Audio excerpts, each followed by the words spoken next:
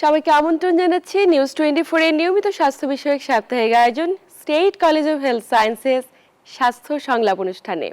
প্রিয় দর্শক, আপনাদের সাথে আছি আমি ডাক্তার অর্থি চক্রীফ। শীতের আগাম বার্তা জানান দিচ্ছে যে নিজেকে সুরক্ষিত রাখবার সময় চলে এসেছে। প্রত্যেক বছর শীতকাল এলে বাতাসের আর্দ্রতা যেমন একদিকে কমে যায়, অন্যদিকে ধুলাবালি কিংবা বায়ু দূষণ আমাদের শরীরে রোগ প্রতিরোধ ক্ষমতাকে হরহামেশাই কমাতে থাকে এবং তাতে করে শরীরে বাসা বাঁধে নানা ধরনের ব্যাধি, বিশেষ করে শিশু কিংবা বয়োজ্যেষ্ঠ ব্যক্তি। নানাভাবেই তারা শ্বাসতন্ত্রে নানা প্রদাহতে আক্রান্ত হয়ে থাকে। তবে এই ব্যাধিগুলো থেকে নিজেকে সুরক্ষিত রাখবার জন্য আমাদের কতটুকু সচেতন হওয়া প্রয়োজন, আমরা কি করে নিজেকে সুরক্ষিত রাখতে পারি? প্রিয় দর্শক, আজ আমরা কথা বলবো এই প্রত্যেকটি বিষয় নিয়ে এবং আলোচনা করবার জন্য স্টুডিওতে আমাদের সাথে উপস্থিত রয়েছেন দুইজন স্বনামধন্য বিশেষজ্ঞ চিকিৎসক। উপস্থিত আছেন অধ্যাপক ডাক্তার আলী হোসেন, যিনি সাবেক পরিচালক জাতীয় বক্ষব্যাধি ইনস্টিটিউট ও হাসপাতাল, এবং আমাদের সাথে আরও উপস্থিত আছেন অধ্যাপক ডাক্তার আব্দুল শাকুর খান, রেসপিরেটরি মেডিসিন বিভাগ, আনোয়ার খান মডার্ন মেডিকেল কলেজ ও হাসপাতাল। দর্শক, আজকের আলোচনার বিষয়ে যে কোনো তথ্য কিংবা পরামর্শের জন্য চাইলে ফোন দিতে পারেন টেলিভিশন স্ক্রলে দেখানো নাম্বারে। আমরা চেষ্টা করব বিশেষজ্ঞ চিকিৎসকদের দ্বারা আপনার এই বিষয়গুলো নিয়ে আলোচনা করবার। স্যার, দুজনকেই স্বাগত আমাদের আজকের আয়োজনে। ধন্যবাদ। স্যার, এই যে শীতকাল চলে এসেছে, প্রত্যেক বছর শীতকাল এলে দেখা যায় শ্বাসতন্ত্রের বিভিন্ন ধরনের রোগগুলো বেড়ে গিয়েছে। সাধারণত কি কি ধরনের রোগগুলো নিয়ে রোগীরা আপনাদের শরণাপন্ন হয় এবং কোনগুলো বেড়ে যাওয়ার আশঙ্কা আপনারা করে থাকেন সাধারণত? শীতকালে আমাদের দেশে রেসপিরেটরি রোগগুলি সবচেয়ে বেড়ে যায় এবং এটা বয়সভেদে একটু তারতম্য হয়ে থাকে। যেমন বাচ্চাদের ক্ষেত্রে ব্রঙ্কিওলাইটিস হয়, কারো কারো অ্যাজমা থাকলে অ্যাজমা অ্যাটাক বেড়ে যায়, আর কমন ভাইরাল রেসপিরেটরি ইনফেকশন হয়। আর অ্যাডাল্টের ক্ষেত্রে কমন একেবারে হচ্ছে রেসপিরেটরি ইনফেকশন, যেটা আমরা আরটিআই বলে থাকি, আপার রেসপিরেটরি ইনফেকশন। পাশাপাশি যাদের অ্যাজমা থাকে অ্যাজমাটা বেড়ে যেতে পারে, সিওপিডি থাকলে সিওপিডি বেড়ে যেতে পারে। এল্ডারলি পেশেন্ট যাদের আছে, যাদের বয়স 60-এর বেশি, ওদের ক্ষেত্রে নিউমোনিয়া হয়। আর কিছু কিছু পেশেন্ট আছে অ্যাকিউট ব্রঙ্কাইটিস হয়, যেমন জ্বর হলো, জ্বর পরবর্তী হয়তো কিছু কাশি শ্বাসকষ্ট হলো, সেটাকে আমরা অ্যাকিউট ব্রঙ্কাইটিস বলি। অ্যাজ এ হোল শ্বাসনালীর সব অসুখই কিন্তু শীতকালে বেড়ে যায়। জি, নিশ্চয়ই। এবং স্যার, এই যে এত এত রোগ ব্যাধি প্রতিনিয়ত বাড়ছে শীতকালে, আমরা নিজেকে সুরক্ষিত রাখাটা খুব জরুরি। স্যার, এই প্রসঙ্গ ভেদেই আপনার কাছে আসতে চাই যে আমরা তো জানি যে শীতকালে এলে শ্বাসকষ্ট বেড়ে যাওয়ার প্রবণতা আশঙ্কাজনক হারে বাড়ে, কিন্তু শ্বাসকষ্ট যে বেড়ে যাচ্ছে, আমরা আসলে কতটুকু সুরক্ষিত? সাধারণত কারা আক্রান্তের ঝুঁকিতে? জি, ধন্যবাদ। আমি একটা কথা বলি যে আমাদের জানা আছে যে ঋতুভিত্তিক কিছু অসুখ আছে এবং একই সাথে ঋতুভিত্তিক কিছু অসুখের এক্সাজারবেশন আছে। আমরা নিশ্চিতভাবে জানি যে শ্বাসযন্ত্রের মোটামুটি সব অসুখগুলোই এই ক্ষেত্রে ঝুঁকিতে পড়ে। তার মধ্যে বিশেষ করে অ্যাসমা, সিওপিডি, ব্রঙ্কিয়াক্টাসিস বা আগে থাকতে জানা ফুসফুসের যাদের অসুখ আছে, যেহেতু বিষয়টা আমাদের জানা, সেক্ষেত্রে সুরক্ষারও কিছু বিষয় আছে। যেমন শীত আসার আগেই সম্ভব হলে যে যার চিকিৎসা গ্রহণ করে বা চিকিৎসা কেন্দ্র থেকে চিকিৎসা নেয়, সেখান থেকে কিছু ধরনের ব্যবস্থা সে শিখে নেবে। পেশেন্টের জন্য বলছি, তার ওষুধগুলো নিয়মিত ব্যবহার করবে। আর একটা জিনিস একটু আগে স্যার বললেন যে শীতকালীন কিছু ভাইরাল প্রভাবও হয়, যার থেকে আপার রেসপিরেটরি ইনফেকশন হয় ভাইরাস দিয়ে, এবং একই সাথে অ্যাসমা, সিওপিডি সহ অন্যান্য অসুখগুলো এক্সাজারবেশনের সুযোগ থাকে। নিউমোনিয়াও এই সময় বেশি হয়। যদি তাই হয়, তাহলে শীতকালের খাবার দাবার, পোশাক আশাক যেমন আমাকে ওইভাবে ব্যবস্থা করতে হবে, একই সাথে টিকার ব্যবস্থাটা নিতে হবে। আমরা খুব এটা গুরুত্ব দিয়ে বলে থাকি যে শ্বাসতন্ত্রের এই ধরনের অসুখগুলো থেকে প্রতিরোধের ব্যবস্থার জন্য নিউমোনিয়া এবং ইনফ্লুয়েঞ্জার টিকাটা যথাসময়ে গ্রহণ করাটা উচিত। এই ব্যাপারটা সতর্কতার সাথে সবাই দেখবে। নিশ্চয়ই, খুবই চমৎকার বলেছেন স্যার। এই বিষয়টা নিয়ে আমরা অনেকে সচেতন নই। স্যার, একটু জানবো যে শ্বাসকষ্ট, আমরা তো শ্বাসকষ্ট নিয়ে খুব বেশি সাফার করি, একদম বাচ্চা থেকে শুরু করে মাঝবয়সী, বয়োজ্যেষ্ঠ। কিন্তু স্যার, আক্রান্তের ঝুঁকিতে কারা রয়েছে এবং কেন শীতকালে এলে শ্বাসকষ্ট বেড়ে যাওয়ার প্রবণতা তৈরি হয়? এটা বাড়ার দুটো কারণ। একটা হচ্ছে যে বাতাস শুষ্ক হয়ে যায়, আর্দ্রতা কমে যায়। আর একটা হচ্ছে আমাদের দেশে সাসপেন্ডেড পার্টিকেল, যেগুলোকে আমরা বায়ু দূষণীয় দায়ী করে, এগুলোর পরিমাণটা অনেকাংশে বেড়ে যায়। আর তৃতীয় কারণ হচ্ছে শীতের কারণে যারা ইনডোরে থাকেন, ওনারা দরজা জানালা সব বন্ধ করে রাখে। সুতরাং যদি কারো ভাইরাস হয়, সেটা ইজিলি একজন থেকে আরেকজন ছড়িয়ে যায়। এই ইনডোর পলিউশন একটা কারণ। এসব, আর প্লাস যে কিছু অসুখ আছে যেগুলোতে শীতে এক্সারবেশন হওয়ার অন্যতম কারণ হচ্ছে যখনই বাতাসের টেম্পারেচারটা কমে যায় এবং পাতা শুষ্ক হয়ে যায় তখন আমাদের মিউকোসিলের রিয়াকশনটা কমে যায়, তখন ইজিলি ব্যাকটেরিয়া ভাইরাসটা শ্বাসনালীতে লেগে যায় এবং সেখান থেকে সংক্রমণটা হয়। সুতরাং এই ঝুঁকিতে মেইনলি থাকে বাচ্চারা এবং এল্ডারলি পার্সন, এই দুটো গ্রুপ খুবই ঝুঁকিতে থাকে। থার্ড হচ্ছে যাদের কিছু ক্রনিক অসুখ আছে, যেমন যাদের অ্যাজমা আছে, যাদের সিওপিডি আছে, যাদের ব্রঙ্কিয়াইটিস আছে, তারা যদি নিয়মিত ওষুধ না নেয় তারা কিন্তু খুব ঝুঁকিতে থাকে। প্লাস ডাক্তার শাকুর যেটা বললেন যে ভ্যাকসিনেশন, এই যে ভ্যাকসিনটা দেওয়ার উদ্দেশ্য হচ্ছে কিন্তু প্রিভেনশনের জন্য। তো আমরা অনেকে এই বিশেষজ্ঞ, আমরা জানি না যে অ্যাডাল্ট পার্সনের ভ্যাকসিন নিতে হয়, আমরা শুনে এসেছি যে বাচ্চাদের ভ্যাকসিন। সুতরাং অ্যাডাল্ট যে ভ্যাকসিন নিয়ে প্রিভেন্ট করা যায় এটা আমাদের দেশে এখনো পর্যন্ত খুব একটা চালু হয়নি, আমরা হয়তো ইদানিং অনেকে হয়তো জানেন। সেজন্য আমরা যদি শীতের আগে যদি ভ্যাকসিনগুলো নিয়ে ফেলি তাহলে কিন্তু আমাদের শ্বাস নিতে অনেকাংশে প্রোটেক্টেড থাকবে। পাশাপাশি খাদ্য অভ্যাস, প্রচুর পরিমাণে অ্যান্টিঅক্সিডেন্ট খাওয়া, আমরা শীতকালে এমনি পানি কম খাই, ফ্লুইড কম খাই, ফ্লুইড বেশি খেতে হবে। এবং শীতকালে অলসতার কারণে ব্যায়ামও করা হয় না, সেটাও কিন্তু একটা ইমিউনিটি কমে যাওয়ার আরেকটা কারণ।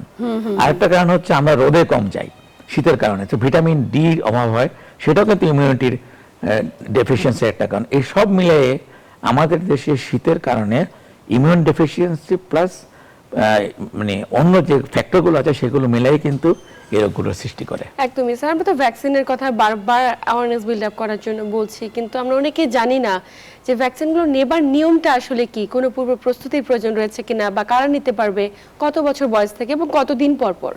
ভ্যাকসিনটা হচ্ছে যে 2 বছরের উপরে সবাই ফ্লু ভ্যাকসিন নিতে পারবে। আর নিউমোনিয়া ভ্যাকসিন হচ্ছে যাদের কিছু অসুখ আছে তাদেরকে আমরা আর্লি স্টেজে নিতে বলি। আর নর্মালি সারা পৃথিবীতে রিকমেন্ডেড হচ্ছে আফটার 50 অথবা 60 পরে। এবং ফ্লু ভ্যাকসিনটা প্রতি বছরে নিতে হয়। আর নিউমোনিয়া ভ্যাকসিনটা 2 ধরনের আছে, একটা হচ্ছে জীবনে একবার নিতে হয়, আর একটা একবার নিয়ে প্রতি 5 বছর পর নিতে হয় বুস্টার হিসাবে। এছাড়া এখন ওয়ার্ল্ড ওয়াইড আমার অ্যাজমা সিওপিডি পেশেন্টের ক্ষেত্রে আরএসভি ভাইরাস, যেটা রেসপিরেটরি সিনসিটিভ ভাইরাসের জন্য ভ্যাকসিনও রিকমেন্ড করা হয়। এগুলো আমাদের দেশে অ্যাভেলেবল। সুতরাং আমরা যদি শীতের আগে, অর্থাৎ আমাদের দেশে শীত শুরু হয় ইউজুয়ালি নভেম্বরের পরে, আমরা যদি সেপ্টেম্বরের মধ্যে এগুলো কমপ্লিট করতে পারি তাহলে আমরা সুরক্ষিত থাকবো। একদমই তাই। এবং এই যে এত বেশি সাফার করছি আমরা, এত জটিলতা হচ্ছে, শুধুমাত্র একটু ভ্যাকসিন নিলেই পুরো শীতকালটা আমরা সুরক্ষিত থাকতে পারি।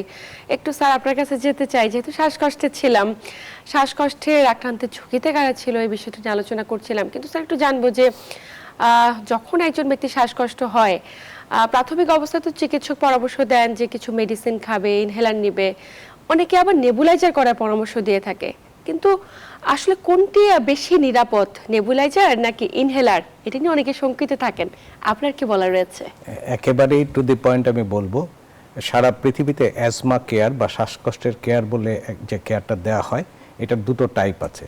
একটা হচ্ছে ইনস্টিটিউশনাল অথবা ডক্টরস কেয়ার, আর একটা হচ্ছে হোম কেয়ার। এই ধরনের পেশেন্টগুলো যেহেতু দীর্ঘমেয়াদী শ্বাসকষ্টে ভোগে, তাদের জন্য কিছু নির্দেশনা থাকে যে কখন উনি ইনহেলার ব্যবহার করবেন, কখন ইনহেলারের পরিবর্তে নেবুলাইজার ফর্মে নেবেন। তো স্বাভাবিক যদি একটু শ্বাস বা কাশি বাড়ে তাহলে তার জন্য দেয়া প্রেসক্রাইব যে ইনহেলার থাকে যেটা রিলিফ করে, সেটা ব্যবহার করতে বলা হয়। এটাও বলা হয় যদি তার এই শ্বাসকষ্টটা এমন মাত্রায় পৌঁছায় যে ইনহেলার দিয়ে প্রশমিত হচ্ছে না, তার প্রথম স্টেপটা হচ্ছে নেবুলাইজ ফর্মে, অর্থাৎ একটু বেশি আক্রান্ত হলে নেবুলাইজার ফর্মে। আপনি একটা প্রশ্ন করেছেন যে কোনটি নিরাপদ, দুটিই নিরাপদ যদি যথাসময়ে ব্যবহার করা হয়। অর্থাৎ যখন তার শ্বাসকষ্ট সামান্য মাত্রায় থাকবে, যেটা ইনহেলার দিয়ে প্রতিরোধ করা যাচ্ছে, তখন সে ইনহেলার ব্যবহার করবে। যখন সে এটা দিয়েও কমাতে পারছে না, সে নিজেও বুঝতে পারবে যে তার শ্বাসতন্ত্রের মানে সমস্যাটা একটু বেশি হচ্ছে, হুইজিং শোনা যাচ্ছে, তখন পরবর্তী স্টেপটা হচ্ছে নেবুলাইজ ফর্মে নেওয়া। অথবা শিশু এবং বৃদ্ধদের ক্ষেত্রে যারা সঠিক উপায়ে ইনহেলারটা ওই সময় নিতে পারে না, তাদের জন্য কিন্তু প্রাথমিকভাবে এই শ্বাসকষ্ট বাড়লে ইনহেলার ফর্মে নেওয়া হয়। অর্থাৎ দুটি নিরাপদ, শুধু প্রয়োজনটা ভিন্ন। যখন বেশি প্রয়োজন তখন নেবুলাইজ, কম প্রয়োজন হলে ইনহেলার। খুবই চমৎকার ভাবে বলেছেন স্যার। আরো বিস্তারিত জানবো চিকিৎসা পদ্ধতি সম্পর্কে, একজন দর্শক অপেক্ষায়। কে আছেন দর্শক, আপনার নাম বলে প্রশ্ন করুন। হ্যালো। জি আমরা শুনছি। জি হ্যালো, আসসালামু আলাইকুম। ওয়ালাইকুম আসসালাম। দর্শক আপনার নাম বলে প্রশ্নটি করুন। আমার নাম হচ্ছে লিঙ্কন। আমি একটা সমস্যা জানতে চাচ্ছিলাম। বলুন। জি আমার আম্মু হঠাৎ করে কাশি হয়, দীর্ঘদিন কাশি থাকার পরে আমি মেডিকেলে ডাক্তার দেখানোর পরে ওনারা ওষুধ দিচ্ছেন, এখন ওষুধ চলতেছে। আবার বায়োপসি করানোর পরে বলছে যে আপনার আম্মুর টিবি আছে এতে ফুসফুসে। আচ্ছা। এখন টিবির ওষুধ খাওয়ানো চলতেছে, কিন্তু মুখের মধ্যে লবণ বা মিষ্টি স্বাদ পাচ্ছে না, হুম হুম হুম। এবং হাত পাও বলে হাত পাও পায় না, বল শক্তি পায় না, এরকম আর কি। এটা জানতে চাচ্ছিলাম স্যারের কাছে। দর্শক, আপনার মায়ের বয়স কত এখন? অ্যাসোসিয়েটেড অন্য কোনো বয়স- সমস্যা রয়েছে কি? বয়স 55। 55 বছর, ডায়াবেটিস, উচ্চ রক্তচাপ, কোলেস্টেরল? না না না না না না না, ওইরকম কোনো সমস্যা নেই। স্যার কোনো প্রশ্ন করতে চান কিনা দর্শক? না, উনি তো বলেই দিয়েছেন ওনার মায়ের বায়োপসি প্রুফ টিউবারকুলোসিস, অর্থাৎ টিবির ওষুধ তো খেতেই হবে। এখন দেখার বিষয় হচ্ছে টিবি যে দর্শক, আপনাকে ধন্যবাদ, আপনি আমাদের সাথেই থাকুন, আমরা বিষয়টি নিয়ে আলোচনা দেখার করব। বিষয় হচ্ছে টিবির ওষুধের কিছু পার্শ্ব প্রতিক্রিয়া হতে পারে অনেকের, কারো কারো বমির ভাব হয়, কারো কারো জন্ডিস হতে পারে, কারো খাওয়ার অরুচি হতে পারে, কারো কারো কিছু নিউরোলজিক্যাল সমস্যা হতে পারে। ওই ধরনের কিছু ওনার মায়ের হচ্ছে কিনা। আচ্ছা। তো সেই জন্য নিয়ম হচ্ছে যে টিবির ওষুধে যদি ওনার মা ডিসকমফোর্ট ফিল করে, তাহলে যেখান থেকে স্বাস্থ্য কমপ্লেক্স যেখান থেকে ওষুধ দিচ্ছে ওখানে যোগাযোগ করলে ওরা হয়তো দেখে ঠিক করবে যে কি কি পরীক্ষা করলে বোঝা যাবে যে ওনার টিবির ওষুধে কোনো অসুবিধা হচ্ছে, তখন হয়তো সেই হিসাবে চিকিৎসা দেবে। এবং যেহেতু প্রুফ টিউবারকুলোসিস, সেটাও কিন্তু কাশির একটা অন্যতম কারণ, সেই জন্য ওষুধ খেলে এটা ঠিক হয়ে যাবে। এবং স্যার, এই ওষুধগুলো নিশ্চয়ই নির্দিষ্ট মেয়াদে খেতে হয়।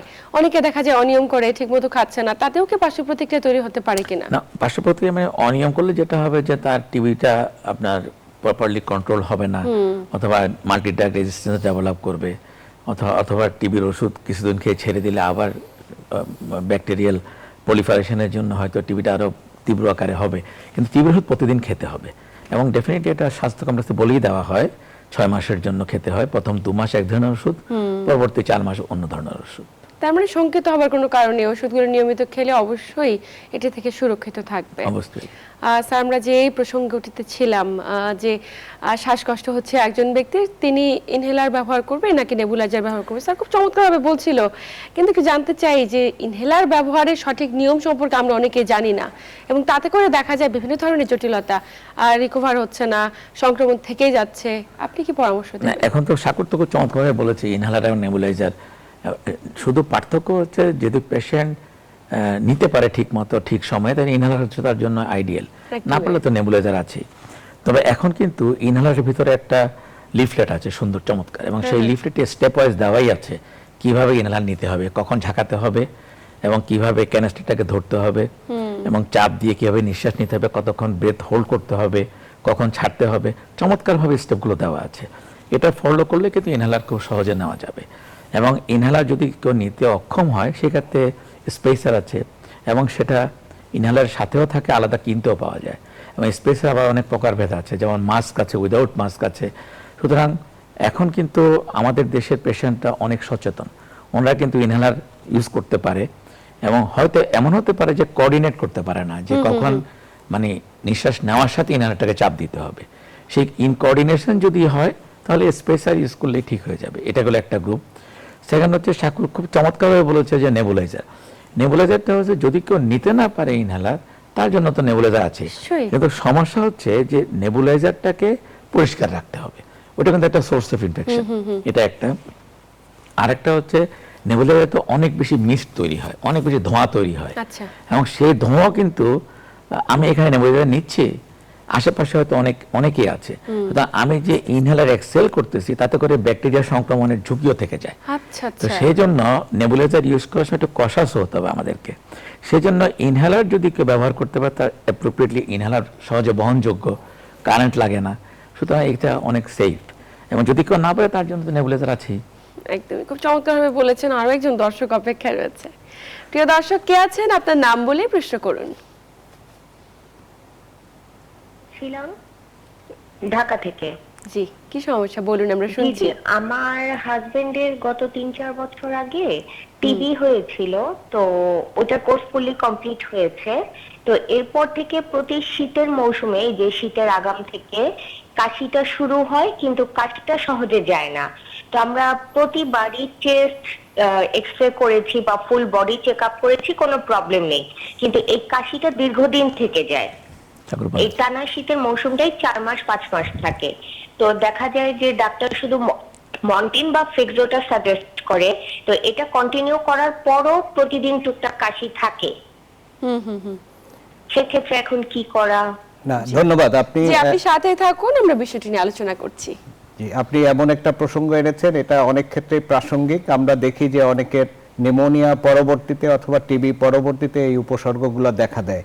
বিষয়টা হলো যে টিবির ওষুধ খেয়েছেন উনি, আমার ধারণা উনি সম্পূর্ণ খেয়েছেন এবং টিবি ভালো হয়ে গেছে। তারপরের যে সমস্যাটা বললেন কাশি, এটার সাথে একটা সিজনের সম্পর্কও বললেন। এই ধরনের সিজনের সাথে সম্পর্কিত কাশি আমরা সাধারণত এক ধরনের লেবেল করি, এটা হচ্ছে কাপ ভ্যারিয়েন্ট অ্যাজমা, অর্থাৎ শ্বাসকষ্ট না হয়ে শুধুমাত্র কাশিটাই হয়, নির্দিষ্ট সিজন আসার সময় তার এটা উপসর্গ দেখা দেয়।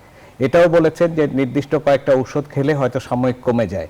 আমার এই ক্ষেত্রে পরামর্শ হলো, এক্স রে যেহেতু নর্মাল আছে, এই ধরনের কাশি হয়, একটা স্বাস্থ্যকেন্দ্রে অথবা বিশেষজ্ঞের কাছে গেলে এটাকে প্রমাণ করা হয় যে এটা আসলে কাপ ভ্যারিয়েন্ট অ্যাজমা কিনা। যদি সেটাই হয় তখন কাপ ভ্যারিয়েন্ট অ্যাজমার একদম ফোকাসড ট্রিটমেন্ট আছে, আমরা সেটা এক ধরনের গাইডলাইন অনুযায়ী চিকিৎসা দিই, তখন উনি কিন্তু এই ধরনের সমস্যা থেকে অনেকটাই ভালো থাকবেন। এবং ডেফিনেটলি মনে করছি যে এটা তার টিবির অংশবিশেষ নয়, এটা ওই টিবি হওয়ার পরবর্তীতে তার একটু late onset cough variant asthma variety, এবং এইটা আপনি নিলে চিকিৎসার মাধ্যমে আপনার হাজবেন্ড ভালো থাকবেন আমি আশা করছি। নিশ্চয়ই দর্শক সচেতন হবেন। স্যার, এই যে অ্যাজমার ভ্যারিয়েন্টের কথা বলছেন, একটি কাপ ভ্যারিয়েন্ট অ্যাজমা, তার মানে আরো কি প্রকারভেদ রয়েছে? কি কি প্রকার রয়েছে একটু জানবো, এবং এগুলোকে স্পেসিফিক ভাবে আপনারা কিভাবে আইডেন্টিফাই করেন, মানে কি কি ধরনের পরীক্ষা করে থাকেন একটু জানতে চাই। অ্যাজমা বা হাঁপানি, এটা কথাটা এভাবে এসছে যে আমরা প্রথম দিকে জানতাম যে অ্যাজমা মানেই হচ্ছে শ্বাসকষ্ট। তো বেশিরভাগ অ্যাজমা রোগীরই শ্বাসকষ্ট থাকে, এক ধরনের হুইজ হয়, সেই জন্য ওটাকে আমরা ট্রেডিশনাল যে অ্যাজমা সেটাই বলি। কিন্তু এর বাইরে একটা গ্রুপ আছে, সেটা যে গ্রুপটা অনেক বড় তা নয়, সেক্ষেত্রে দেখা যায় সব ক্রাইটেরিয়া ফুলফিল হয়, শুধুমাত্র হুইজ থাকে না, তার অন্যান্য triggers and others, onset and others সব ঠিক থাকে, এবং তাদের চেস্ট ফাইন্ডিং সাধারণত নর্মাল থাকে, এক্সরে তো অবশ্যই নর্মাল। সেই ক্ষেত্রে আমরা ওই সমস্ত বিবেচনায় হিস্ট্রি নিয়ে এটাকে কাপ ভ্যারিয়েন্ট অ্যাজমা বলি। আপনার আরেকটা প্রশ্ন ছিল অ্যাজমার ধরন। অ্যাজমার আসলে খুব বেশি ক্লাসিফিকেশন নাই, একটা তো বললাম, একটা ধরন হচ্ছে কাপ ভ্যারিয়েন্ট, একটা হচ্ছে ট্র্যাডিশনাল অ্যাজমা। কিন্তু অ্যাজমাও আক্রমণের প্রকারভেদে বা তীব্রতার প্রকারভেদেও কিছুটা বলা হয়। অনেক সময় বলা হয় যে এক্সারসাইজ ইনডিউসড অ্যাজমা, কারণ আমরা অনেকে দেখি খেলাধুলা করে, শুধুমাত্র তখনই তার অ্যাটাকটা হয় বা ব্যায়াম করতে গেলে হয়, তখন এক্সারসাইজ ইনডিউসড অ্যাজমা বলি। আরেকটা অ্যাজমা আছে শুধুমাত্র সিজনাল ইয়েতে তার অল্প স্বল্প হয়, এটা ট্র্যাডিশনাল অ্যাজমা। এছাড়া আবার একটা গ্রুপ আছে অ্যাজমা, যেটা মারাত্মক অ্যাজমা বলা হয়, পারসিস্টেন্ট অ্যাজমা, অর্থাৎ ডিফিকাল্ট টু ম্যানেজ অথবা পারসিস্টেন্ট অ্যাজমা, যেটা আমাদের যে ফরম্যাট আছে ট্রিটমেন্টের, সেই ফরম্যাটে ট্রিটমেন্ট দিতে গেলেও একেবারে উপর লেভেল পর্যন্ত গেলেও আমরা দেখি যে অপটিমাম রিলিফ পাই না। এই যে 5 থেকে 10% পেশেন্ট, তাদেরকে ডিফিকাল্ট টু ট্রিট অ্যাজমা অথবা জটিল অ্যাজমা বলে থাকি। আচ্ছা আচ্ছা স্যার, এই যে জটিল অ্যাজমাগুলো, এগুলো অনেক ক্ষেত্রে প্রতিরোধযোগ্য নয় বা অনেক ক্ষেত্রে নিয়ন্ত্রণে আনতে পারে না অনেকেই, দেখা যায় বারবার হসপিটালাইজ হতে হচ্ছে পুরো শীতের সিজনে। আমরা এই সমস্ত রোগীদের নিয়ে আলোচনা করব, কি করণীয়, তাদের ক্ষেত্রে প্রতিরোধে কি কি ধরনের প্রিকশন মেনটেন করতে হবে। তবে সময় হচ্ছে একটা ছোট্ট বিরতি নেবার। প্রিয় দর্শক, state college of health sciences স্বাস্থ্য সংলাপ অনুষ্ঠান থেকে নিচ্ছি ছোট্ট একটি বিরতি, সাথেই থাকুন। বাংলাদেশের প্রথম স্বাস্থ্য বিজ্ঞান college, state college of health science. প্রিয় দর্শক, বিরতির পর আবার সবাইকে স্বাগত জানাচ্ছি state college of health sciences স্বাস্থ্য সংলাপ অনুষ্ঠানে। আপনাদের সাথে আছি আমি ডাক্তার অর্থি চক্রীফ, এবং আমার সাথে আছেন দুজন স্বনামধন্য বিশেষজ্ঞ চিকিৎসক। স্যার, বিরতির পর আবার স্বাগত আমাদের আজকের আয়োজনে।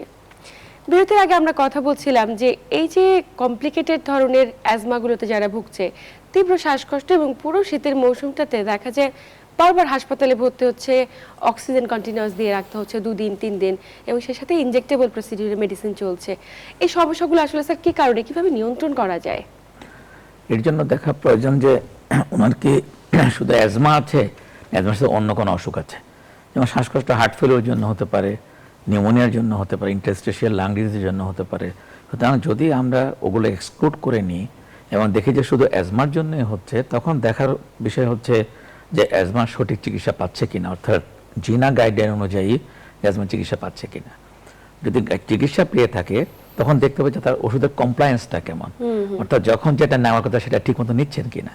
আমাদের একটা কমপ্লায়েন্সও ভালো আছে, তখন আমরা সেটাকে লেবেল করব যেটা প্রফেসর শাকুর বললেন যে ডিফিকাল্ট টু ট্রিট অ্যাজমা, আচ্ছা, সেই ক্ষেত্রে আমরা কিছু ওষুধ ব্যবহার করে থাকি যেগুলোকে আমাদের ভাষায় আমরা বায়োলজিক্স বলে থাকি, সেগুলো আমরা অ্যাপ্লাই করে থাকি। কিন্তু আমাদের দেশে সব বায়োলজিক্স পাওয়া যায় না, আমাদের দেশে একটা মাত্র পাওয়া যায়, বাকিগুলো আমাদের দেশে এখনো আসে নাই এবং এগুলো বেশ কস্টলি, সেজন্য আমাদের দেশের পেশেন্টের পক্ষে অ্যাফোর্ড করা ডিফিকাল্ট। আমরা চেষ্টা করে থাকি যে পেশেন্টের কমপ্লায়েন্স, নেবুলাইজার, অক্সিজেন, ইনহেলার এবং ইভেন যদি সম্ভব হয় ওরাল স্টেরয়েড দিয়ে এটাকে নিয়ন্ত্রণ করতে। এবং আমাদের দেশে যে বায়োলজিক্সটা পাওয়া যায় ওমালিজুমাব, ওটা কিছু কিছু ক্ষেত্রে আমরা ব্যবহার করে থাকি, সেটা অনেক পেশেন্টই অ্যাফোর্ড করতে পারেন। এবং তার পরবর্তী যে ফার্দার যে চিকিৎসাগুলো আছে সেগুলো কিন্তু বায়োলজিক্স আছে, ব্রঙ্কিয়াল থার্মোপ্লাস্টি আছে, এগুলো চিকিৎসাটা একদিকে যেমন ব্যয়বহুল তেমনি আপনার আমাদের দেশে অ্যাভেলেবেল না। স্যার এই যে আমাদের দেশে অ্যাভেলেবল না বায়োলজিক্সগুলো, আপনি বলছিলেন কিছুটা এক্সপেন্সিভ, অনেক রোগীরা অ্যাফোর্ড করতে পারে না, আমাদের অপারগতা কোথায়? কেন আমরা এগুলোকে স্বল্প মূল্যে রাখতে পারছি না? না, এগুলো তো আপনার সারা পৃথিবীতেই ব্যয়বহুল। আচ্ছা, এগুলো পৃথিবীর অন্য দেশে ইন্স্যুরেন্স কভার করে, হেলথ ইন্স্যুরেন্স কভার করে, তা আমাদের তো হেলথ ইন্স্যুরেন্স সিস্টেম নাই। সুতরাং আমাদের দেশে যদি এটা করতে হয় তাহলে সরকারকে পদক্ষেপ নিতে হবে। সরকার যদি কিছুটা এখানে সাবসিডি দেওয়া হয় তাহলে কিন্তু এটা সম্ভব পেশেন্টের উপর অ্যাফোর্ড করা। কারণ আমরা যে পরবর্তী জেনারেশনে যে বায়োলজিস্টগুলো আছে সেগুলো আমাদের টাকাতে প্রতি মাসে পেশেন্টের 2 থেকে 2.5 লক্ষ টাকা লাগবে, সেটা তো অ্যাফোর্ড করা সম্ভব না। সেক্ষেত্রে সরকার যদি এগিয়ে আসে, আমাদের ফার্মাসিউটিক্যাল কোম্পানিগুলো যদি এগিয়ে আসে তাহলে এটা সম্ভব। কারণ এখন কিন্তু পৃথিবীর কোথাও অ্যাজমা পেশেন্টরা মানে ডিফিকাল্ট অ্যাজমা পেশেন্টরাও চিকিৎসা নিয়েই ভালো আছে। একদমই। কিন্তু আমাদের যে 1 to 2% পেশেন্ট আছে যারা যে কথাটা বললেন যে প্রায় হাসপাতালে আসছে, অক্সিজেন নিচ্ছে, বাসায় যাচ্ছে, আবার হাসপাতালে আসছে, সাফার করছে, আইসিইউতে ভর্তি হচ্ছে, ইনটিউবেশন লাগছে, এইচডিও লাগছে, তার কিন্তু ইন দ্য লং রান অনেক পয়সাই কিন্তু চলে যাচ্ছে। একদম। তো সেই জন্য আমার সাজেশন হচ্ছে যে আমাদের ফার্মাসিউটিক্যাল কোম্পানিগুলো যদি বাইরের ফার্মাসি চুক্তি করেও যদি সাবসিডাইজড ওয়েতে যদি কিছু আনতে পারে তাহলে আমাদের পেশেন্টরা এই বেনিফিট অবশ্যই পাবেন। নিশ্চয়ই, এবং আমরা আশাবাদী অদূর ভবিষ্যতে হয়তো বা খুব ইজিলি অ্যাভেলেবল আমরা অ্যাফোর্ড করতে পারবো বা ইন্স্যুরেন্সের মাধ্যমে সেগুলো কভার করা সম্ভব হবে। গভর্নমেন্ট একটু সদয় দৃষ্টিতে দেখবেন বিষয়গুলো। স্যার একটু আসবো যে অ্যাজমা নিয়ে তো কথা বলছি, কিন্তু অ্যাজমার কাছাকাছি আরেকটি রোগ ক্রনিক অবস্ট্রাকটিভ পালমোনারি ডিজিজ, এটি আসলে কি ধরনের রোগ এবং কারা আক্রান্তের ঝুঁকিতে? অ্যাজমা রোগীরা কি পরবর্তীতে এটিতে আক্রান্ত হয়ে যান কিনা? অনেকগুলো প্রশ্ন। প্রথমেই সিওপিডি যেটা আপনি বললেন, এটা সম্বন্ধে বলি, এটা অ্যাজমার থেকে একই ধরনের শ্বাসকষ্ট মনে হয় কিন্তু অ্যাজমার থেকে অনেকটাই এটা আলাদা। তো সাধারণত একটা সার্টেন বয়সের পরে সিওপিডিটা দেখা দেয়। সিওপিডি অসুখটা অ্যাজমার সাথে এভাবেই আলাদা যে অ্যাজমা সাধারণত সুন্দরভাবে নিয়ন্ত্রণ করলে লাইফস্টাইল অ্যান্ড মেডিকেশনের মাধ্যমে সম্পূর্ণ ভালো থাকতে পারে এবং স্বাভাবিক জীবনযাপন করতে পারে। সিওপিডির ক্ষেত্রে ব্যতিক্রম হলো, সিওপিডি হচ্ছে একটা প্রগ্রেসিভ ডিসঅর্ডার, একটা বয়সকালে তারপরে হয়। এটা হওয়ার পিছনে যে কারণগুলো থাকে সেখানে কিন্তু নিজের কারণটা অনেক গুরুত্বপূর্ণ। কেউ যদি ধূমপায়ী হয়, কেউ যদি কারখানায় কাজ করে, কেউ যদি পরিবেশ দূষণে বেশি মাত্রা আক্রান্ত হয় অথবা পান, জর্দা ইত্যাদিতে আসক্ত থাকে, তাদের ক্ষেত্রে সিওপিডি হওয়ার সম্ভাবনা সবচেয়ে বেশি থাকে। তাহলে এখানে একটি বয়স বিবেচনা আছে, একটা ব্যক্তিগত বদভ্যাস একটা বিবেচনা আছে। ন্যাচারালি একটা সার্টেন বয়সে যে যখন সিওপিডি হয়, আমরা জানি যে বয়সের সাথে সাথে মানুষের কিন্তু কোমরবিডিটিসও দেখা দেয়। ওই বয়সে হয়তো তার দেখা যাবে ডায়াবেটিস অথবা হাইপারটেনশন বা অন্য কোনো অসুখও হয়েছে, সেটা একটা বিষয় বিবেচ্য। আর একটা বিষয় বিবেচ্য হচ্ছে সিওপিডির ক্ষেত্রে যদি সঠিকভাবে নিয়ন্ত্রণ না করা হয়, চিকিৎসাতে ফোকাস না করা হয়, তাহলে সিওপিডি কিন্তু আর একটা সিস্টেমে থাকে না, ফুসফুস থেকে শুরু হয় কিন্তু শরীরের সব অঙ্গ প্রত্যঙ্গকে কিন্তু কমপ্লিকেটেড হয়ে সমস্যায় ফেলতে পারে। এই ভয়ঙ্কর তথ্য, মানে একটি থেকে প্রত্যেকটা অঙ্গ প্রত্যঙ্গকে ক্ষতিগ্রস্ত করতে পারে। আমরা স্যার জানবো কিভাবে আমরা সুরক্ষিত থাকতে পারি, প্রতিরোধ ব্যবস্থা। তবে সময় একজন দর্শক অপেক্ষায় রয়েছে। প্রিয় দর্শক কে আছেন, আপনার নাম বলে প্রশ্ন করুন। আমি প্রফেসর ডক্টর বি করিম, নিউরোসার্জন। জি জি, আমি বসুন্ধরা থেকে বলছি। জি স্যার, আমরা শুনছি। তাদের কাছে আমার কোশ্চেন হলো যে অ্যালার্জি এবং অ্যাজমার যে একটা ভ্যাকসিন পাওয়া যায় যেটা ক্রনিক্যালি ইউজ করলে আইজিজি করে, তখন অ্যাজমা অ্যালার্জেন এক্সপোজার হইলে আবার ট্রিগার করে না। তো এই ভ্যাকসিনটা আমাদের দেশে ওয়াইডলি মানে অ্যাকসেপ্টেবল কেন? অ্যাজমা অ্যালার্জির ভ্যাকসিন সম্বন্ধে, অ্যালার্জিক রাইনাইটিস বা অ্যাজমা যে ভ্যাকসিন ইউজ করা হয় সেই ব্যাপারে স্যারদের কাছে জানতেছি। স্যার আপনি কি বুঝতে পেরেছেন প্রশ্নটা? না, জিনিসটা হচ্ছে যে অ্যালার্জির মানে অ্যাজমা অ্যালার্জির স্পেশাল কোনো ভ্যাকসিন কিন্তু আসলে নাই। জি, আমরা মানে- এটা নিয়ে আলোচনা করবো স্যার। আপনাকে আন্তরিক ধন্যবাদ হ্যাঁ, ফোন করবার জন্য। জিনিসটা আপনি হচ্ছে- আমাদের সাথেই থাকুন। জিনিসটা হচ্ছে আইজিই মেডিয়েটেড যে ডিজিজগুলো আছে ওগুলোর জন্য আমরা যদি normally if it is not control then আমরা অ্যান্টি আইজিই যেটাকে আমরা ওমালিজুমা বলি আমরা এটা ইউজ করতে পারি।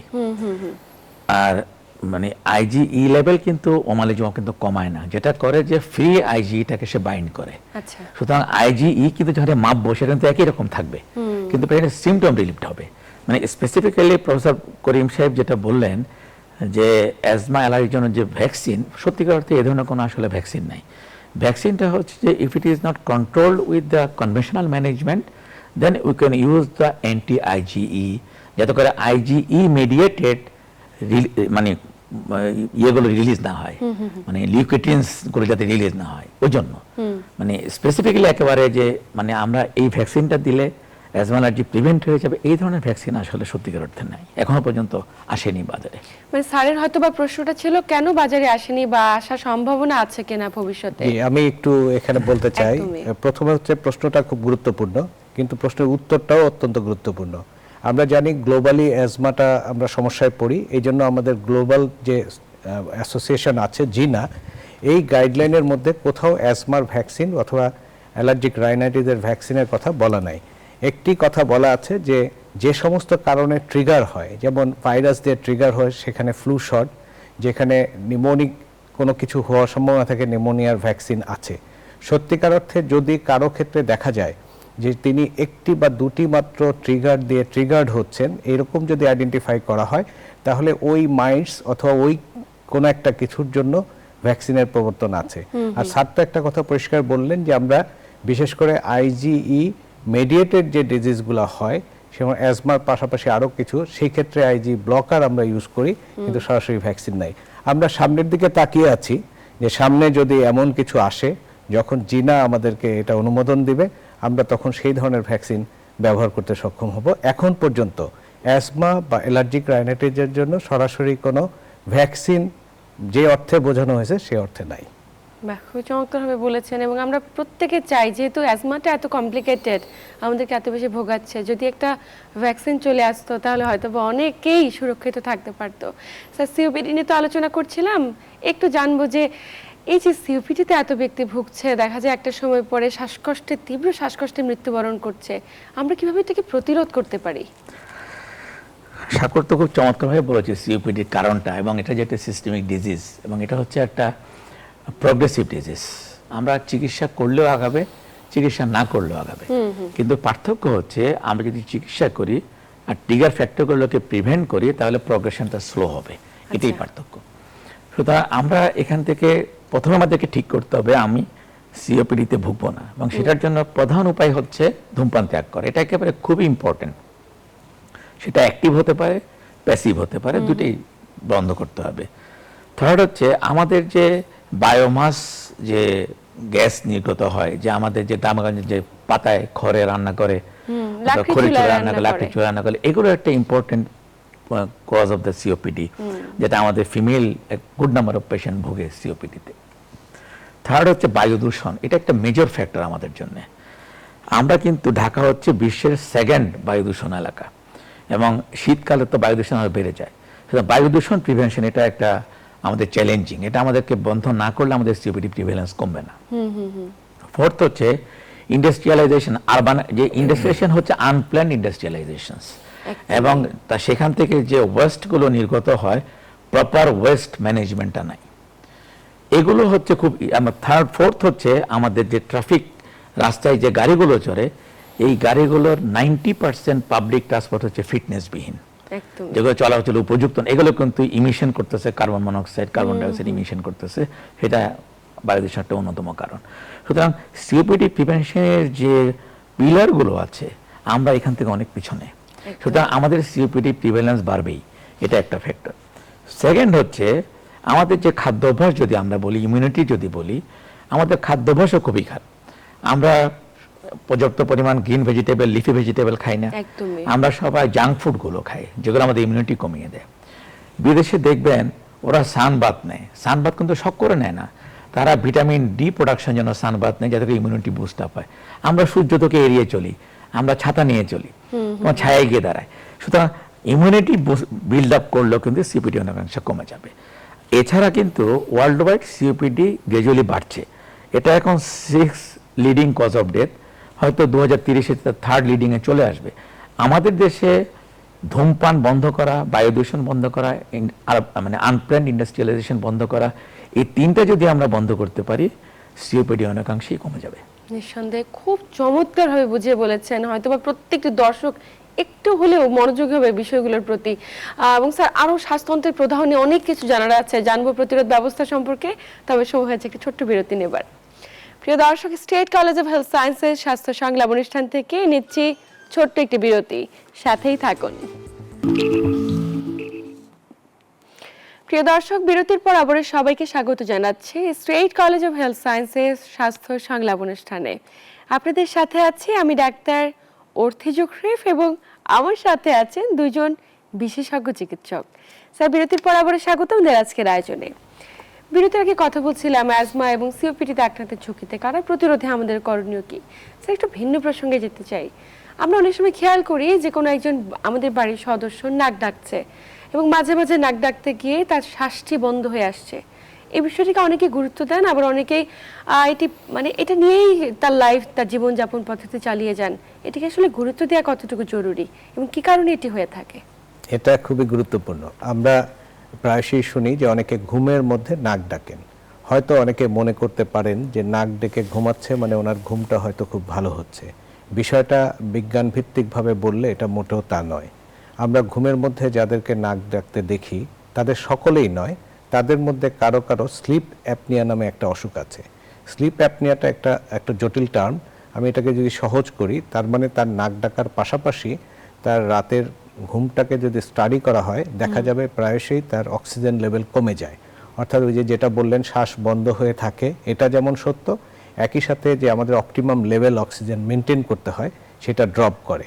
ফলশ্রুতিতে যেটা হয়, পরের দিন সকালবেলা তাকে খুব মাথা ভারী ভারী লাগে, কাজের কনসেন্ট্রেশন কমে যায়, আর্লি ডিমেনশিয়া মানে অনেক কিছু ভুলে যাওয়ার প্রবণতা দেখবেন, মেজাজ খিটখিটে দেখবেন। এবং পরবর্তীতে যেটা সবচেয়ে বড় সমস্যা, যে এই স্লিপ অ্যাপনিয়া যদি আমি টার্গেট করে চিকিৎসা বা ব্যবস্থা না নিই, তাহলে তাদের কিন্তু হার্টের ঝুঁকি বেড়ে যায়, অর্থাৎ হার্ট অ্যাটাকের ঝুঁকি বেড়ে যায়, তাদের প্রেশার অনিয়ন্ত্রিত হয়ে যায়, ডায়াবেটিস থাকলে সেটাও অনিয়ন্ত্রিত হয়ে যায়, ব্রেইন স্ট্রোকের সম্ভাবনা বেড়ে যায় এবং কার্যক্ষমতাও কমে যায়। একটা কথা জানবেন যে এই স্লিপ অ্যাপনিয়া রোগী, বিশেষ করে ফার্স্ট ওয়ার্ল্ডে যারা আছে, তাদেরকে কিন্তু গাড়ি চালানোর লাইসেন্স দেওয়া হয় না। অর্থাৎ লাইসেন্স প্রাপ্তির ক্ষেত্রেও স্লিপ অ্যাপনিয়া নাই, এই ক্ষেত্রে একটি সার্টিফিকেট লাগে। কারণ এই স্লিপ অ্যাপনিয়া রোগী যদি গাড়ি চালায় অথবা মেশিন চালায়, তাদের দুর্ঘটনার সম্ভাবনা খুব বেশি থাকে। তাহলে সেই বিবেচনায় এই স্লিপ অ্যাপনিয়া অত্যন্ত গুরুত্বপূর্ণ। আমি সেই জন্য বলবো যে নাক ডেকে যে ঘুমের কথা বললেন, এটাকে আমরা সহজভাবে গ্রহণ না করে এটাকে চিকিৎসকের পরামর্শ মোতাবেক এটার একটা ব্যবস্থা নেওয়া উচিত। দেখা উচিত তার স্লিপ অ্যাপনিয়া আছে কি না। যদি থাকে তাহলে সেটা নির্ণয় করতে আসলে এখন একটি পরীক্ষা আছে, স্লিপ টেস্ট বলে, যেটা পলিসমনোগ্রাফি। তো প্রথম কাজ হলো, এটা সকলের উদ্দেশ্যেই বলছি, যে বাড়ির সদস্যদের কারো যদি এরকম নাক ডেকে ঘুমাতে দেখা যায়, সেই ক্ষেত্রে সেটাকে গুরুত্ব দিয়ে চিকিৎসকের পরামর্শ নেওয়া। চিকিৎসক সমস্ত বিবেচনায় দুটো বিবেচনা আছে। চিকিৎসকের কাছে একটা স্কোরিং কার্ড থাকে, একটা score card of sleep apnoea. সেই কার্ডে যদি দেখা যায় সে পয়েন্ট পাচ্ছে, তাহলে সম্ভাবনা বেশি ক্লিনিক্যালি, সেটাকে প্রুফ করতে হয় স্লিপ টেস্টের মাধ্যমে।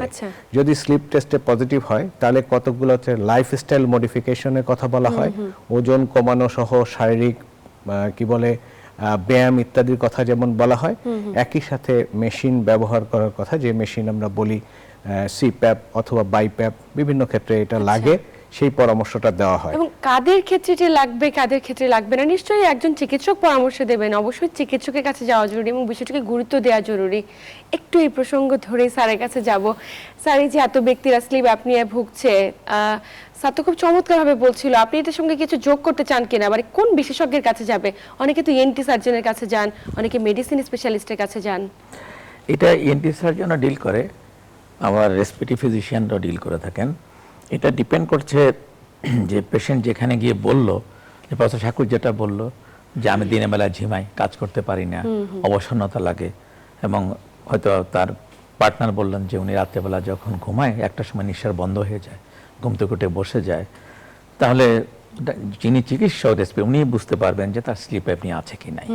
সুতরাং আমি মনে করি রেসপিরেটরি ফিজিশিয়ানরা অ্যাপ্রোপ্রিয়েট এটার জন্য, এবং ইএনটি এটা ডিল করে, এবং ডিল করে এটা বের করতে পারবে, যে পরীক্ষা করে, যে পলিসোনোগ্রাফি যে পরীক্ষাটা করলো এটা করে নিশ্চিত হওয়া যাবে তার স্লিপ অ্যাপনি আছে কি নাই। এবং যে মেশিনটার কথা আমরা জানলাম, এই মেশিনটাকে বাইরে থেকে ব্যবহার করতে হয় নাকি নাকের ভেতরে বসিয়ে দিতে হয়? না, এটা একটা ছোট পদ্ধতি কি? মেশিন, জাস্ট একটা মাস্ক আছে, দুই ধরনের মাস্ক পাওয়া যায়, nasal mask, full face mask পাওয়া যায়। এটার মানে কাজই হচ্ছে এয়ার প্রেসার দিয়ে এয়ারওয়েটাকে ওপেন রাখা। আচ্ছা, কারণ যখন সে ঘুমায় তখন তার শ্বাসনালীটা স্থূলতার কারণে আস্তে আস্তে ক্লোজ হয়ে যায়, বাতাস ঢুকতে পারে না, তখন এই শব্দ হতে থাকে এবং জেগে যায়। আর এই মেশিনের কাজই হচ্ছে ফোর্সফুলি বাতাস দিয়ে আপার এয়ারওয়েটাকে ওপেন রাখা, যাতে করে বন্ধ না হয়। সুতরাং এই মেশিনটা ছোট একটা মেশিন, এটা বেড সাইডে রেখে পেশেন্ট ইউজ করে এবং ঘুমাতে পারে। আচ্ছা, মানে পুরো রাত জুড়ে তিনি এটা ব্যবহার করতে পারেন? যখনই ঘুমাবে, নট নেসেসারি রাতে, যদি সে দিনে ঘুমায় দিনেও নিতে হবে। যখনই সে ঘুমাবে, স্লিপ অ্যাপনি অর্থাৎ ঘুমের মধ্যে নিঃশ্বাস বন্ধ হওয়া, আচ্ছা, আচ্ছা। অর্থাৎ উনি যখনই ঘুমাবে তখনই মেশিনটা ব্যবহার করবেন। অবশ্যই দর্শক সচেতন হবেন, তা না হলে আমরা অনেক জটিলতার কথা শুনছিলাম, প্রত্যেকটিতে আক্রান্তের ঝুঁকি রয়েছে। স্যার, একটু যেহেতু পুরো শীতকাল, এখন আমরা দেখি ছোট বাচ্চারা এবং বয়োজ্যেষ্ঠরা সিভিয়ার ভাবে নিউমোনিয়া আক্রান্ত হচ্ছে, মানে আমরা কিভাবে এই নিউমোনিয়া থেকে নিজেকে সুরক্ষিত রাখতে পারি? প্রতিরোধে করণীয় কি? প্রথম কাজ হচ্ছে ভালোভাবে শীতের কাপড় চোপড় পরতে হবে, যাতে করে শীত না লাগে। সেকেন্ড হচ্ছে আমরা মাস্ক ব্যবহার করব বায়ু দূষণ থেকে রক্ষা পাওয়ার জন্য। থার্ড হচ্ছে আমরা চেষ্টা করব যাতে কুয়াশার মধ্যে এবং আর্লি মর্নিংয়ে যাদের এই রেসপিরেটরি, তারা যাতে বের না হয়, অর্থাৎ এক্সপোজার টু দ্য কোল্ড যাতে সহজে না হয়। ফোর্থ হচ্ছে যে আমরা ভ্যাকসিন নিয়ে নিব, যে কথাটা আমরা খুব গুরুত্ব সহকারে বারবার বলছি। হ্যাঁ, আমরা নিউমোনিয়া ভ্যাকসিন নিব, ফ্লু শট নিব, আর চেষ্টা করব আমরা সুষম খাদ্য খেতে, গ্রিন লিফি ভেজিটেবল খেতে। আর একটা ইম্পর্টেন্ট ইস্যু হচ্ছে ওজন নিয়ন্ত্রণে রাখতে চেষ্টা করব। ওজন নিয়ন্ত্রণে রাখাও কিন্তু একটা স্বাস্থ্য সুরক্ষার জন্য ইম্পর্টেন্ট। তার কারণ হচ্ছে অতিরিক্ত ওজনও কিন্তু স্বাস্থ্যের যে কোনো ঝুঁকি নানা ধরনের জটিলতার অন্যতম কারণ। একদম শেষ প্রান্তে চলে এসেছি, ছোট্ট করে শুনবো যে আমাদের এই শীতকালীন রোগ ব্যাধি প্রতিরোধে আপনার কোনো বিশেষ পরামর্শ থাকবে কিনা? হ্যাঁ, অবশ্যই পরামর্শ থাকবে। আমরা জানলাম যে শীতকালে বায়ুর দূষণের মাত্রা একরকম থাকে, শীতকালীন ভাইরাস থাকে, শীতের নিজস্ব একটা প্রভাব আছে। আর আমরা যেটা কুয়াশা বলি, এখন আমরা এটাকে কুয়াশা না বলে বরং ধোঁয়াশা বলতে পারি, ধুলা এবং কুয়াশা মিশ্রণে। তো এত কিছু যখন আছে এবং সেটা এই রোগগুলোর উপর প্রভাব আছে, সেক্ষেত্রে আমার পরামর্শ হচ্ছে দুইটা। একটা হচ্ছে যারা সুস্থ আছেন, কোনোভাবে কোনো অসুখে আক্রান্ত না, তারাও নিজেদের লাইফস্টাইলকে এমনভাবে রাখবেন, নিয়মিত শরীর পরিচর্যা করা, সুষম খাদ্য গ্রহণ করা, এক্সারসাইজ করা যেটা বললাম, এবং আউটফিট, যে কাপড়গুলো যার জন্য যেটা প্রযোজ্য সে সেটা নিবে, বাড়ির পরিবেশটা পরিচ্ছন্ন রাখবে। আরেকটা হচ্ছে যারা ইতিমধ্যে অ্যাজমা, সিওপিডি সহ বিভিন্ন শ্বাসতন্ত্রের রোগে ভুগছেন, তারা চিকিৎসকের পরামর্শপত্রটা খেয়াল করবেন এবং শীত আসার আগেই তাদের পরামর্শ নিয়ে কিভাবে শীতের সময় এই সমস্যাগুলোকে দূরে রাখা যায়, কিভাবে কোন ওষুধগুলো গ্রহণ করলে প্রতিরোধ ক্ষমতা বাড়ে এবং কিভাবে চললে এই ধরনের দূষণ অথবা শীত থেকে রক্ষা পাওয়া যায়, সেগুলো অবলম্বন করে চললে এবং ভ্যাকসিনের কথাটা মাথায় রাখলে, যেটা ইতিমধ্যে আমরা বলেছি, সকল বিষয় মিলে একটা কম্প্রিহেন্সিভ প্যাকেজ, অর্থাৎ এই টোটাল পরামর্শগুলো যদি আমরা মেনে চলি, তাহলে আমরা আমাদের স্বাস্থ্যের প্রতি নজর দিলাম এবং আমরা সুস্বাস্থ্যের মধ্যে থাকব। আন্তরিক ধন্যবাদ। একদম শেষ প্রান্তে আপনাদের দুজনকে ধন্যবাদ জানাচ্ছি গুরুত্বপূর্ণ তথ্য এবং পরামর্শের মাধ্যমে দর্শকদের উপকৃত করবার জন্য। ধন্যবাদ। প্রিয় দর্শক, এই ছিল আমাদের আজকের আয়োজন। আসুন আমরা এই পুরো শীতকাল, পুরো সময়টি জুড়ে নিজেকে সুরক্ষিত রাখবার জন্য খাদ্যাভ্যাসে পরিবর্তন নিয়ে আসি নিজেদের জীবনযাপন পদ্ধতিতে, তাহলে হয়তোবা নিজেকে একটুখানি সুরক্ষিত রাখতে পারবো। এতক্ষণ সাথে থাকার জন্য সবাইকে ধন্যবাদ। সবাই ভালো থাকুন, সুস্থ থাকুন এবং নিউজ 24 এর সাথেই থাকুন।